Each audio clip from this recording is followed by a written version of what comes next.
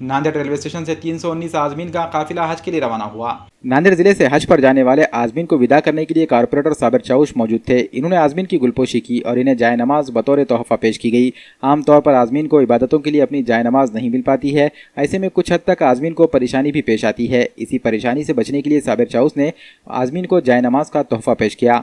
साबिर चाउश के साथ अकबर चाउश और पार्टी कारकुन भी मौजूद थे। इस मौके पर आज़मीन ने खुशी का इजहार किया और साबिर चाउश की इन कोशिशों की सताइश की। साबिर चाउश ने आज़मीन से अपील की कि मुल्क में अमन व अमान के लिए खुसूसी दुआओं का एहतमाम करे। अल्हम्दुलिल्लाह आज नांदेड़ शहर से जो है तमाम हाजी हज के लिए रवाना हो रहे हैं। अल्लाह रब्बुल इज़्ज़त उनके हज को कबूल फरमाए। इसी ज़मन के अंदर जो है हमारे पास कुछ नौजवान और नांदेड़ के कुछ कार्यकर्ता, कुछ नगर सेवक हो गए, हाजी की खिदमत के लिए यहाँ बैठे हैं, उनके इस्तक़बाल के लिए बैठे हैं, उनके दुआओं की दरख्वास्त के लिए बैठे हैं और उनके लिए कुछ खिदमत के लिए बैठे हैं।